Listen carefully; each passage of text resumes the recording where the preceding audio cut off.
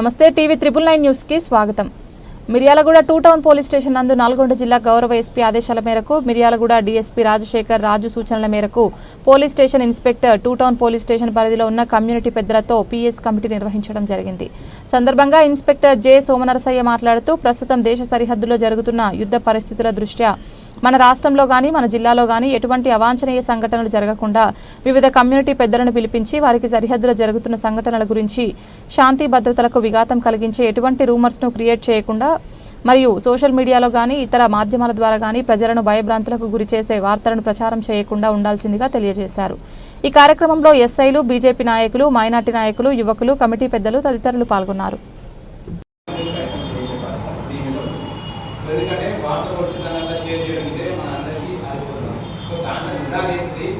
కానీ ఏంటి అనేది మనం చూసి చేయాలి। ఎందుకంటే అక్కడ జరుగుతున్న గురించి ఇది అందరూ మన దేశానికి వేరే దేశం జరుగుతున్న యుద్ధం, కానీ మనలో మనం కొట్టుకునే విధంగా రాష్ట్రంలో ఉన్న మన దేశంలో ఇది జరుగుతుంది। సో ఇక్కడ మనం శాంతి భద్రత మనం కావాలని ఇక్కడ ఉండాలి। సో అక్కడ జరిగేది అక్కడ జరుగుతుంది। అక్కడ ఉన్నటువంటి మన ఆర్మీ సైన్యం ఉన్నది, వాళ్ళు మంచిగా చేస్తున్నారు। సో ఖచ్చితంగా మనమే విజయం సాధిస్తామని చెప్పేసి మనకే అనిపిస్తుంది। సో కాబట్టి మనం లోకల్లో ఉన్న వాళ్ళం మనం పీస్ఫుల్గా ఎటువంటి మన స్టేట్మెంట్ ఇవ్వకుండా జరగాల్సింది కామెంట్ తీసుకుంటాయి। మీరు చెప్పండి మొదట ఏ పార్టీ అయ్యో నువ్వే చెప్పండి, వాళ్ళందరూ ఎదురుస్తారు, నువ్వే చెప్పండి, ఎవరు చెప్పకుండా ఎట్లా మీరు మీరే మాట్లాడండి, మీరు మాట్లాడిన చెప్పినాం కదా, నువ్వు చెప్పమ్మా। इस मीटिंग रखी है, सबसे पहले मैं मुबारकबाद पेश करता हूँ। और कल रात गुज़िश्ता जो 25 मिनट का जो ऑपरेशन इसी के तहत जो हिंदुस्तानी फौज जो पाकिस्तान में जो हमला करा, तो सबसे पहले मैं हिंदुस्तानी फौजियों को मुबारकबाद पेश करता हूँ। और हम सब यहाँ पर हिंदुस्तानी हैं, हमारा घराना एक ही है, मजहब लेकिन अलग है, लेकिन घराना हिंदुस्तान का तो सबका एक ही है। सारे जहाँ से अच्छा हिंदुस्तान हमारा है, हम यही ज़मीन पर पैदा हुए और यही ज़मीन पर हम मरने वाले हैं। जब कभी भी ऐसे देश के बारे में अगर कोई गद्दारी करता है तो हम उसकी सख्त मुखालफत करना चाहिए। और यहाँ पर जो लोग यहाँ पर हैं, हम आपस में एक दूसरे के साथ भाईचारे के साथ ज़िंदगी गुजारने की हम कोशिश करना है।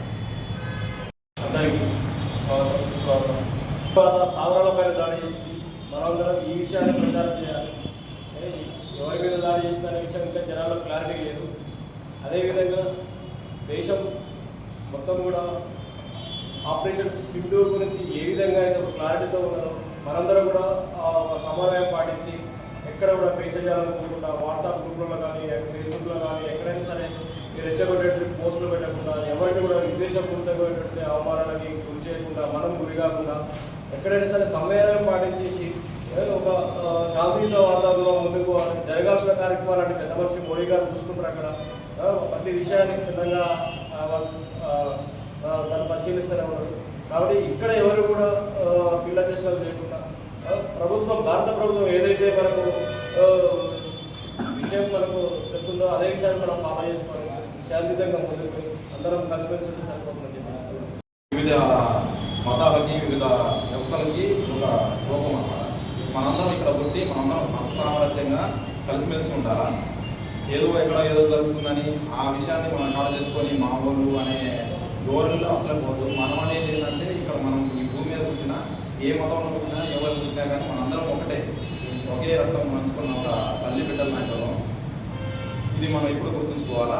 అదేవిధంగా ఆ చనిపోయిన ఆ 25 మందికి ఎంతమంది చనిపోయినా వాళ్ళందరికీ ప్రగాఢ సానుభూతి మనం అందరం ఒకసారి ఎప్పటికైనా తలుచుకోవాలా। ఎందుకంటే ఎంతోమంది ఆడపిల్లల ఒట్టు చిరిగిపోయింది కాబట్టి। ఆపరేషన్ సింధూరు అనేది జరగడం అనేది న్యాయంగానే నేను భావిస్తున్నా। దాన్ని మనం మంచిగానే సెలబ్రేట్ చేసుకోవాలి, ఎటువంటి తప్పిదం లేకుండా। అంటే మనం ఆలోచన ధోరణి అనేది తప్పు గోవగా తీసుకోకూడదు।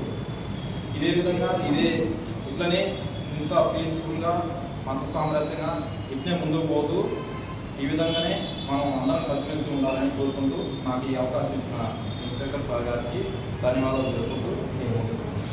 ఈ కమిటీ యొక్క ముఖ్య ఉద్దేశం ఏంటంటే ప్రపంచంలో ఎక్కడున్న భారతీయులందరూ ఒకటే। యుద్ధం జరిగినప్పుడు అది హిందువా, ముస్లిమా, సిఖ్లా, క్రిస్టియనా ఇవన్నీ మర్చిపోయి మనం మన దేశం కోసం పోరాడతాం। మేమంతా భారతీయులు, మన భారతీయ సైనికులకు, భారత ప్రభుత్వానికి, రాష్ట్ర ప్రభుత్వానికి సైన్యానికి ఎవరైతే సహాయం చేస్తుందో ప్రతి ఒక్కరికి మన సంఘీభావాన్ని వ్యక్తిగతంగా ప్రతి ఒక్కరు మన ఇంటి ఆడవాళ్ళతో పిల్లలతో సహా వ్యక్తిగతంగా అందరి సంఘీభావం చేస్తాం. అదేవిధంగా వాళ్ళకి కావాల్సిన సహాయ సహకారాలు చేస్తామని ఆ ఉద్దేశంతోనే మనం పీస్ కమిటీ పెట్టుకుంటాం. పీస్ కమిటీ యొక్క ముఖ్య ఉద్దేశం కూడా అదే.